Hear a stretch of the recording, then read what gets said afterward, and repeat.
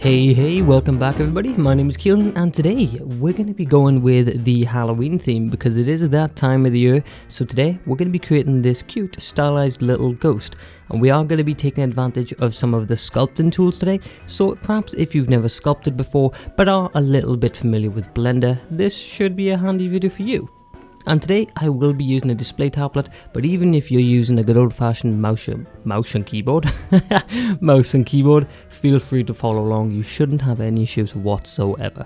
And if all goes well, my plan with this is to create a bit of a distinguished looking ghost with a cool top hat and scarf and the like, but I'd like you guys to try and add your own accessories, put your own sort of spin on it, and tag me in it at KeelanJohn_ on Instagram because I'd love to see what this community comes up with. But before we jump in, a quick word from today's sponsor. Now, it's not often I do these sponsors, but when it comes to services that I actually use myself, I'm always more than happy to recommend them. Hook Sounds is a platform that provides access to a huge range of royalty-free music, tracks, sound effects, and they're extremely organized into categories, genre, and even pre-made collections for the different types of content you may be creating. It's used by some of the world's largest brands, from Disney to Google to Microsoft, and there's a variety of licensing options, so if you're a large team or even an individual such as myself, you can get started for as little as $15 a month, and this will ensure your channels are protected across pretty much every social media platform. They've also got a Halloween discount running from the 25th of October to the 1st of November, and hey, if you'd also like to support me, use code KEY10 at checkout for 10% off. But now let's get back to the ghost. We're gonna go with the default layout here, and I'll try my best to narrate the tools as I go along, but I won't be covering the basics of just rotating and generally orbiting the viewport here. So it's probably good to have a little bit of a basic understanding of Blender before you jump into this, but nonetheless you should be able to follow along just fine. And with that, let's get on with the tutorial. And to start, let's get rid of some of this visual clutter right here. So I'm not going to be using the gizmos, I'm not going to be using the timeline, I'm not going to be using the default light, and the default camera can be hidden for now. And let's go ahead then and start rounding off our default cube, because when you're sculpting in any 3D software, generally you need a lot of polygons, and when it comes to the default cube, it's literally only got a couple of sides here. So let's go ahead and start rounding this off and generating more geometry in our modifiers here, and I'm going to use the subdivision surface modifier for this. Generally I like to go for something like 5 subdivisions and then apply this, right click and shade smooth there. And now you can see we've got a whole lot more geometry to work with for this ghost. Cool. And now we've got that, let's quickly apply a scale to reset the scale values with Control A and apply scale. Cool. And with that, let's look at some of the sculpting tools. So to jump into sculpt mode, click up here, and we're going to go to sculpt mode. And now you've got a whole bunch of different tools here, and of course if you're new to sculpting, it's all going to look very confusing. You're not going to know what the icons mean, so what you can do is hover here, click and drag this out once and then twice, and now you nicely get all the names and labels right here, which is going to make it much easier from a beginner standpoint to be able to understand what each tool is called and what they do. So in this case, what you'll find yourself doing a lot in sculpting is just doing the basic shape up. And by that, I mean just grabbing and pulling this into different shapes. So we're going to start with the grab tool. And or you could go ahead and press G to quickly jump into that tool for the shortcut. But let's then go ahead up here and you can enable X-axis mirroring. So anything we do on one side is automatically reflected on the other. And to start, I just want to give our ghost a little bit more.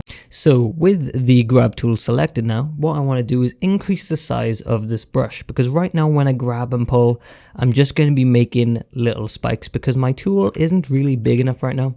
So if we press F, you can see we can now move our cursor back and forth, and that's going to increase the general radius of effect of this brush tool.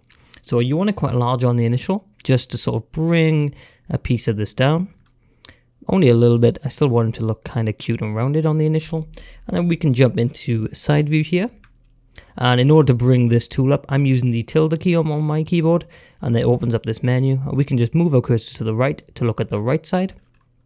And let's bring down the back two here, just to give us the basis of our ghost. Perfect, something like that will do nicely. And now on mine, I've got these little spike things coming off the bottom.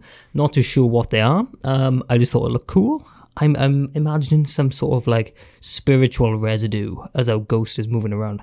So for this, I'm going to turn off X-axis mirroring. And I find the best tool for the job here is the snake hook tool.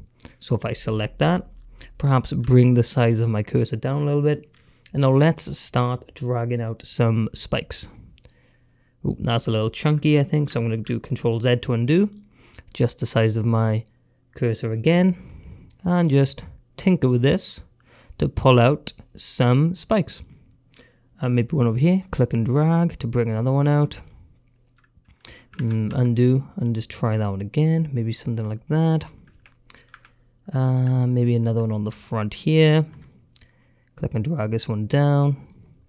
And the general idea with this is to just tinker, have a good time, and to find something that you generally like. It does not need to be perfect by any means, because I can guarantee mine is probably not going to look as good as the first one I made when I wasn't recording. Because I record these a good couple of times, and they're never as good as the first one. It's always a shame.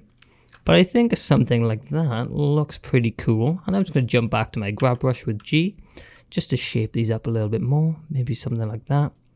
But I think that might do the job for now. For the purposes of this tutorial, Keelan, let it be. I think that will be okay. Nice. Oh wait, I need one for the top too.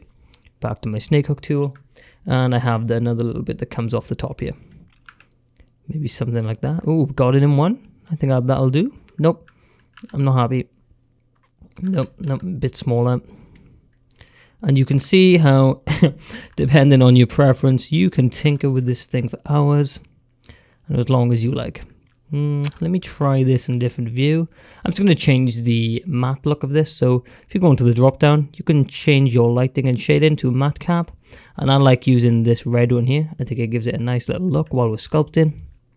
But I think for the basis of my ghost, that will do for now. And now what I want to do is add a little bit more geometry to this, so we can then start adding in some eyes and a little mouth before we start adding in some accessories. So the tool I'm going to use now is back into object mode, and we're going to go back into the modifiers tab here, and I'm going to utilize something called the multi-resolution modifier. Now what this is going to let us do is to create additional subdivisions. So if I click here, you do have to be careful at this point because we are starting to teeter into very high amounts of geometry, which depending on your computer can slow it down.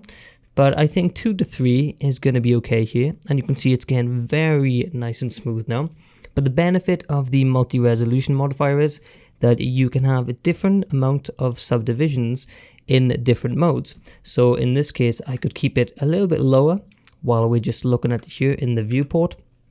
But doing the render and doing the sculpt, if I jump into sculpt mode on this, you can see that those extra subdivisions are kicking in, and we get to work with a higher resolution modifier only during the sculpt mode. And that way you get to keep the lower resolution topology you have, whether you look at to bake some extra details later down the line. But that's probably a bit more of an advanced topic.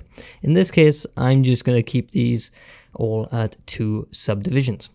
So let's go ahead and draw some eyes on our guy here. So for this, I'm going to go ahead and just use the good old-fashioned draw tool. And what does this do? Let me turn on my X-axis mirroring for this.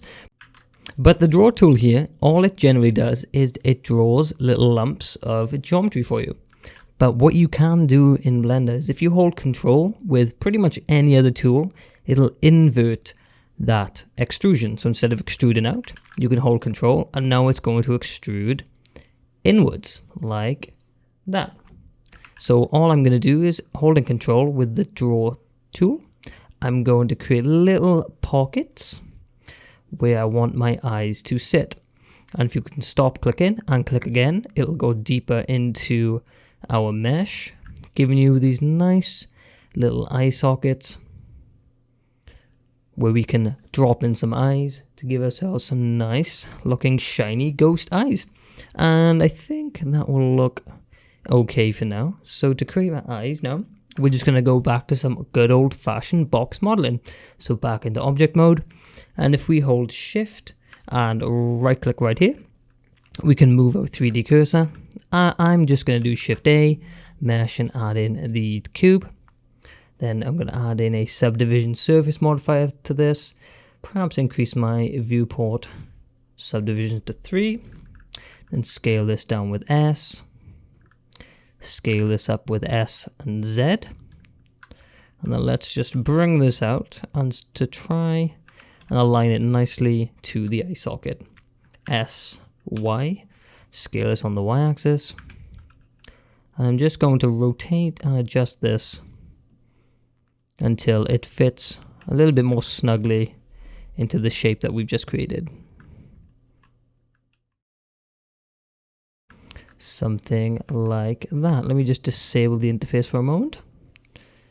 Okay, I think I want to rotate it a little bit more here. So R to rotate.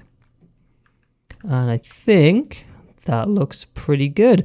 But of course, we do need 2 eyeballs here. So let's click on this into our modifiers and just mirror.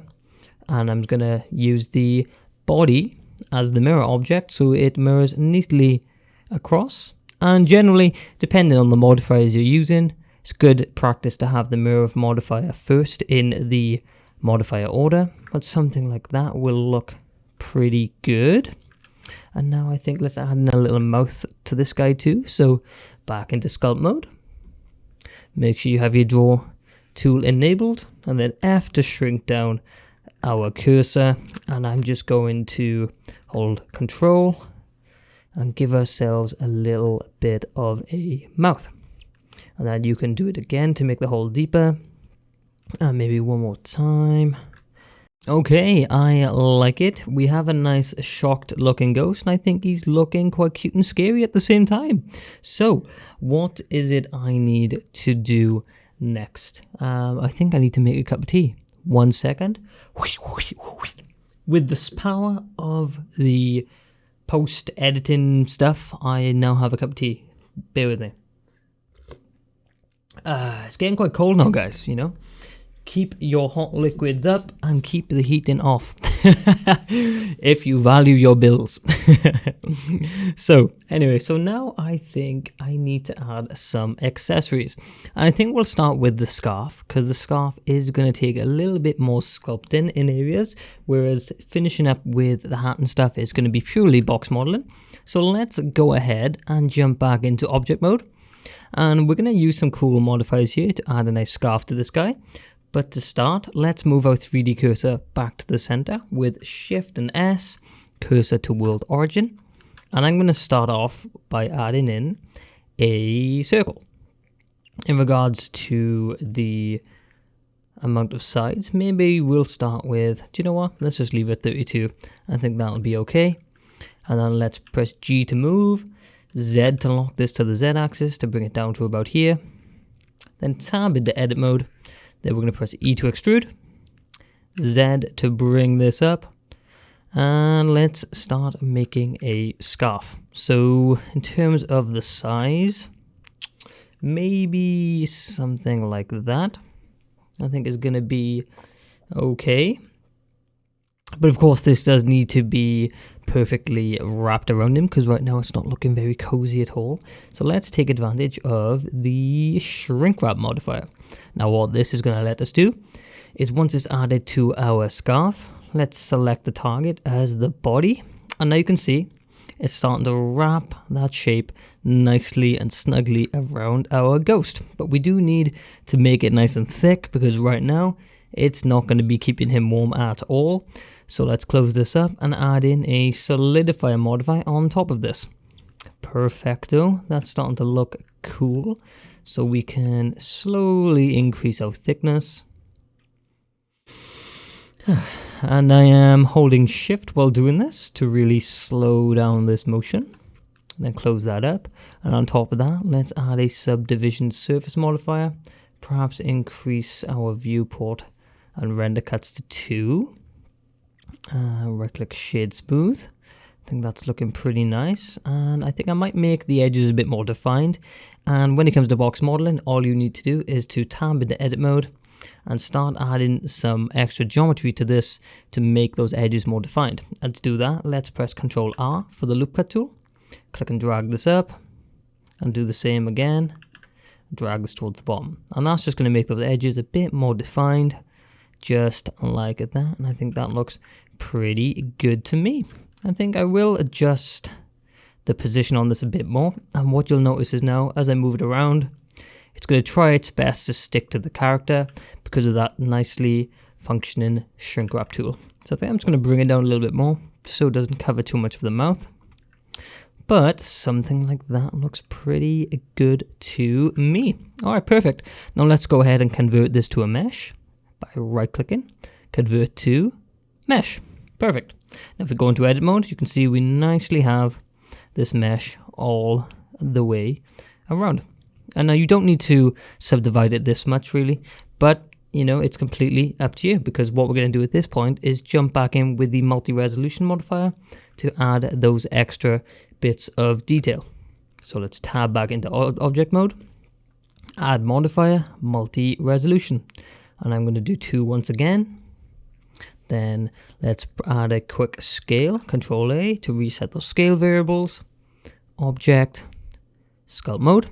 And now we're going to take advantage of another sculpting tool known as the draw sharp tool. And what this is going to let us do is we can draw nice sharp lines on our character here. And all I'm going to do with this is I want to add just some lines all across my scarf, just to give it a little bit of extra detail. But we're still keeping this very minimal and stylized as we go along. So nothing fancy, just have a good time with this. All the way around. I haven't really got any particular idea in mind for this. I'm just winging it in regards to the details. So let's keep it going. And as I said before, you don't need to be doing this. You can make yours look however you like. In fact, I'm keen to see where you guys come up with. Okay, cool. There's a nice scarf. Now I want a bit more of a trailing scarf coming off here. So let's go back into object mode. And I think to do this, I'm just going to start with a plane and extrude it out. So let's shift, right click here, shift A to add in a single plane, S to scale this down. Something like that looks pretty good. Now in front view, let's tab into edit mode, turn on X-ray just so we can see where this is for the moment. Make sure you have your vertices selected here. I'm going to highlight these, move it here, highlight these, move them here, and then I'm just going to use E to extrude these out. Something like that, I think. Looks pretty good to me. And now I think I just want to rotate this slightly. So I'm going to turn on my proportional editing tool. And I like to use the mouse for this because the proportional editing tool gives us a nice effective radius effect. So if I press 3 to make sure I am selecting faces, we can turn off X-ray at the moment. So I'm going to select this one face, and in front view, if I press R to rotate, but then X to rotate this along the X-axis, we now have this circle effective radius that I can adjust by scrolling my mouse wheel in and out. And I just want to adjust it to the point where it's giving us a little bit of a rotation only on this section. I think I'm rotating it the wrong way. Let me try that this way. Something like that. It looks pretty good to me. Okay, cool. Now we have this cool blowing in the wind looking motion. And then at this point, I'm literally going to use the exact same method that I used to add thickness to this. So let's add the solidify, build this out slightly, and you can adjust the offset as you like. Then subdivide it once or twice, it's up to you. And then adjust the thickness until you have something you are happy with. I think something like that looks pretty good to me. And now let's right click and convert to mesh, just like we did before. Now we have this nice looking scarf. Geometry looks pretty good, but of course we need to go in and add those extra lines of detail once again. So same thing as before, multi-resolution, 2 subdivisions, and then I'm going to go back to my display tablet here. Going to go back into sculpt mode. Then using the draw sharp tool, let's just add some extra little lines just to give us a little bit of extra detail. Nothing much, just a little bit here. And if you want, you can do it on the reverse side too. In this case, I don't think I will. Okay, that's looking pretty good to me. Okay, we are looking super close here. We are so close to the end, and if you've made it this far, hey, give yourself a pat on the back. Well done. Hopefully this tutorial has been useful for you, and if you are still here, hey, leave a comment below, let me know, and hey, I'm glad you enjoyed. But let's go ahead now and add in some of the extra details. I think I need some eyebrow type things, even though ghosts generally don't have eyebrows, but hey, my ghosts do. So let's shift right click here, and I'm just going to do some good old-fashioned box modeling once again for this. So shift A, add in a cube, S to scale this down, S and X to scale it on the X axis, and let's add a subdivision surface once again with around 3 subdivisions, and then GY to move this out. And then you can actually, a lot of people don't do this, but you can actually hold Alt and then click your mouse wheel in, and that'll change your focal point. Incredibly useful, but a lot of people don't use it. So, but I'm gonna hold Alt, click my mouse wheel in here, whoops, and let's add an extra loop cut to the center. Tab into edit mode, Control R, left click and right click to leave it perfectly centered. And I'm going to bring this down, whoops, turn off proportional editing, G to bring this down ever so slightly, and then something like that. And I just want a disembodied, ghostly brow hovering over his eyes like this to make him look a little bit concerned. And of course we can use a mirror modifier to mirror this across just like we did before. Something like that. And don't forget to click on this, shift click on the body, Control P for parenting, and I'm just going to do object, keep transform. Cool, and now we have these nicely floating disembodied brows to give our ghost a little bit more expression. Do you know what? He's actually looking cuter than I thought. I like it, I like it. Now, but we're so close, we have 2 more things to make, If I stop rambling, these videos will be much shorter. But let's go ahead and do the glasses, and then we'll finish on the hat. So Shift S, cursor to world origin. I'm just going to do some more box modeling here. So I'm going to create a cube, scale this down, bring this out, SY to scale this down on the Y axis. And let's start rounding this once again with our subdivision surface modifier. And then I'm going to add an extra loop cut across the center point. Right click, shade smooth. Scale this down. And this is going to be like 1 lens. Using our mirror modifier once again to mirror it across. Bringing this up. And we just need to do a nice bit of the specs to connect the center part. So let's do Shift A. Add in a cube. Scale it down. Bring it out, and then scale it up on the x-axis. Once again, subdivision surface to around 3, right click shade smooth, G and Z to bring this into place, and then let's add another loop cut in the center once again. So in edit mode, Control R, click, right click, and then GZ to bring this up slightly. Something like that looks pretty good to me. I think what I'll do in top view, just rotate these a little bit and then parent them both to the, what is this called? nose bridge. Is that what's called on glasses? Something like that. And then move this nicely into place. And there we have some cute specs on our ghost. I love it. So let's finish this up strongly with a nice top hat on our ghost to get this done. So to add in a top hats are obviously cylindrical like objects, so we're going to start with a cylinder. Actually no, I take it back. We're going to start with a circle. We'll get it right, I promise. So GY to bring this out so we can see what we're working on. Then let's do S to scale this down initially. Tab into edit mode, and then I'm going to make sure I am pressing 1 or coming up here to select vertices, A to select them all.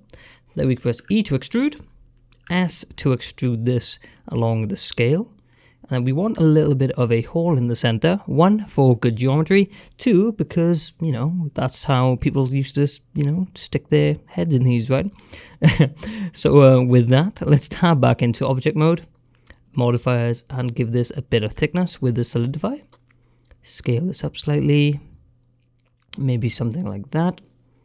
And then we're going to add a bevel on top. I'm holding shift to bring this down, just to give us a little bit of a bevel on the edges. And then lastly, subdivide on top all of those to give it a nice smooth finish. And we can right click shade smooth. And that's going to be the base of our hat. But now we want to go ahead and build out the top part. So I think the easiest way to do this, probably with a cylinder now. So let's do Shift S, cursor to selected in this case, so that our 3D cursor moves nicely to our top hat. And then we can do Shift, add mesh, add a cylinder. S to scale this down. And in front view, let's go ahead and bring this up so we can see where it needs to be. I'm just going to scale this down till it's covering the hole. Do I need that hole to be a little bit smaller? No, I think it should be okay. But I like a little bit of a crooked hat look. Something like a Mad Hatter. So I think what I'm going to do is press 3 to select faces in edit mode. And in front view, let's bring this down. And I'm just going to tilt him slightly. And then with this top face selected, extrude it up. And give it just a little bit of an angle. Something like that. That's probably a little bit too much. So let's actually move this line. So pressing 2 to select edges. And we can hold Alt and select one of these edges to select the entire loop. Back in front view. And let's just give this a little bit more, or a little bit less of an angle, is what I'm trying to say there. Something like that looks pretty good to me. Now let's get rid of this bottom face. So in edit mode, 3 to select faces, select this bottom face, X, delete faces. Cool. And now I think, let's go ahead and add a bevel. Bring it down slightly once again.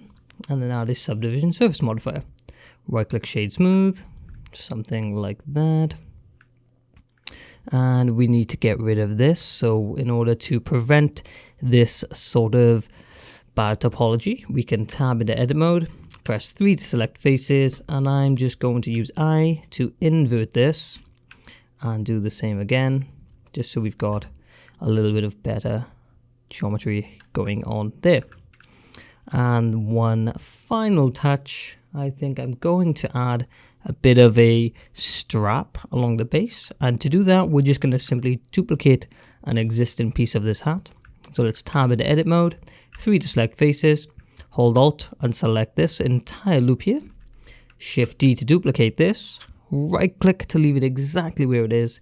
Then we can separate this piece by pressing P, and we want to separate the selection that we currently have active. So if I do that, now I'll go back into object mode. You can see this is nicely now a separate piece that we can utilize. In this case, I'm just going to use S and Z to shrink this down slightly, bring it down to place, and then add a bit of thickness using a solidify modifier. But we want to make sure we bring this to the top so that the solidify is added before the bevel and the subdivision. And then we can just play with our offset, perhaps bring it right out and increase our thickness. Whoop, somebody going past outside. That is a very loud postman. And then let's finish up by adding some extra loop cuts in edit mode. And I'm going into X-ray here using Alt and Z so I can see what's going on. And then Control R, add in one loop cut here, Control R, add in a loop cut there. I think that's looking very snazzy, very distinguished looking hat if I do say so myself. Now let's select this, holding shift select this, and lastly holding shift select the base of the hat, and we can press Control P, set parent to object and keep the transform. So with that we can use S to scale this down now, and then I'm going to double tap R to rotate this around just to find an angle that I like. Something like that maybe. Okay, cool. It's not as good as my first top hat, but I think for the purposes of this tutorial that looks pretty cool. I think we can go ahead and parent everything to the body. Control P, keep transform. Bring our little guy up here, and just like that we get rid of all of this just so we can see, have a nice good look at this guy. I think he's looking pretty snazzy, you know. And we can actually take a look in some different lighting options. So let's go into viewport shading, tinker with some different HDRIs that are built in, something like this. Ooh, I like it. I like it. Okay, so I'm just going to switch to my mouse and keyboard now, because all we're going to be doing is adding some shaders to this ghost now. Now, if you've never done this before, I'll show you how to do this once or twice, and then I'm going to go ahead and skip into the rest of it so we can just tinker with some lighting to finish this up. So, in order to add some shaders to this guy, let's start with the base of the ghost itself, and then we can come down into our shader tab here. There is a default material, but if I just get rid of that, in order to start, all you'd have to do is click New, give this a little name. I'm just going to call it base. And in this case, of course, I want my ghost to be white, but I don't like that plasticky look. And it's really easy to achieve in Blender, because all you need to do, whoops, hit my mic there. All you need to do is to reduce the roughness so that you get a little bit more of a shine to your shader. And I generally go for around 0.3. It really, you know, this part of it is really generally just preference. But that's okay for the body, and we can do the same for the scarf. New, and let's call this scarf.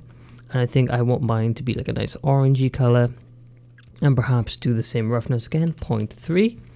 And a quick and easy way you can transfer this shader to this piece of the scarf is to click on the scarf, shift click on the scarf with the material already. Then we can press Control L. Oh, my screencast keys is gone for some reason. So then we can press Control L and just link the materials, and boom, just like that we can transfer materials around. So go ahead and do the same for the rest of your character, and we'll come back when mine is done.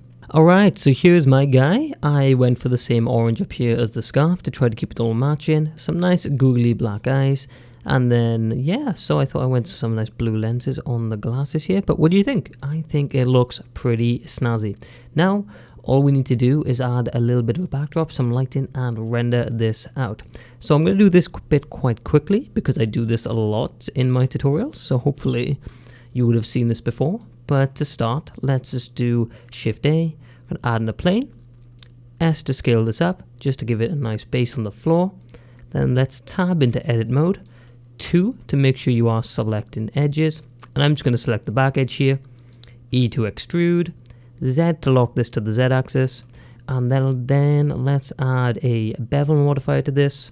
In terms of segments, I think 32 will be okay. I'm just going to increase the amount while holding shift to get a nice gradient on the backdrop, and the general idea with this is to have a nice smooth curve, so that when you look at it from the front, you can't really see the curve that much. It kind of looks like an infinite background to an extent. But let's just make this a bit wider. And something like that I think will do. Now we need to add some lighting. And remember, when you are working with lighting in Blender, your final product and your final lighting is only going to be visible within the viewport shading, generally here in your rendered view. So make sure you click into here to see what our lighting actually looks like. And right now it looks a little bit dark and gloomy, which, although it goes with the Halloween vibe, is not what I'm looking for right now. So let's make a new collection up here for our lights and camera, just to keep things nice and organized. So I'm going to click here, click the new collection button, and I'm just going to call this lighting and camera and action. Then I think I'll move my camera over here just by clicking and dragging. Make sure we can see this. Okay, coolio. Now let's add some lighting. So Shift A. We're going to keep the lighting nice and basic with an area light on the top. S to scale this up. GZ to bring this up. And we can increase the brightness either in our lighting settings here, or I just like to right click and click the adjust light power, and that way you can move your cursor left and right to adjust the power in the viewport. Something like that looks pretty cool. I want to bring him up so he's floating a little bit. Okay, and then I think I'll jump into front view, and while I'm in front view you can duplicate this with Shift D, right click to leave in place, and then just press R to rotate, G to move, and I'm just going to give him perhaps a 3-point lighting sort of setup perhaps, and I'm just going to tinker with this till I find something I like. And generally my final render will be in cycles. Feel free to use Eevee with some nice settings, perhaps ambient occlusion, screen space reflections, and color management. Generally these days I like medium high contrast, looks pretty cool. Then we can add some curves, keep our mid levels, drop the shadows a little bit, increase our lights. Okay, that looks cool. But for me, I'm going to jump into cycles now. Make sure I'm using my GPU, otherwise it's going to go a little bit slow. Okay, that's looking pretty snazzy as it is. I think a 2-point lighting setup is going to do the job in this case. But I do want to add a color to the backdrop. Let's call this BG. Perhaps go for like a nice purpley color, something like that looks pretty nice. And now we just need to set up our camera to render this out. And my personal preference to get the camera set up quickly is to just jump into front view, and then with this camera selected here we can go to view, align view, and align the active camera to the view. So it's going to align the camera to where we're currently looking at. So in terms of focal length, I like mine a bit higher, around 90. It's going to give you a bit of a flatter appearance, but we are going to need to readjust the position on this. But firstly, let's go into our output properties, and I'm going to change my resolution to 1080 by 1080 just for Instagram and the like. And then we need to readjust the position on this, and for that I like to use the camera to view option. So inside view, click this, and what you'll find now is when you scroll and hold shift and middle mouse click to zoom things around, your camera will nicely follow your view, something like that. And then make sure you unselect this or deselect this, then press N to close that menu so we can nicely see what we're working with. Also, another quick tip, to stop rendering all this unnecessary area, press Ctrl B, click and drag over your camera, and now your GPU only has to focus on this general area. Okay, so the only thing we need to check right now before we finish up the render is our sampling. Blender seems to do a default of 4000 right now, but we don't need to go that high. I'm just going to go ahead and turn mine to 800 to make this rather quick. And if you can go ahead and enable denoising. That's going to make sure that you reduce that noise in your image when it comes to the final render. And I'm going to use optics because I fortunately have a RTX GPU, but if you have the normal denoise settings, there's nothing wrong with that. You should be okay. But I think, if I have forgotten anything, that is, we should be okay to render our image. Okay, I think that's going to just about do it for today's tutorial. I hope your ghost turned out well, and don't forget to send it to me on Instagram at KeelanJohn_. And if you did make it to the end, let me know by commenting spooky ghost below, and I'll give you a nice heart. Also, if you'd like to support me on my creator journey, feel free to head on over to my Patreon, where I provide access to my tutorial source files. But other than that, my name has been Keelan. I hope you enjoy the rest of your Halloween, and I'll catch you in the next one.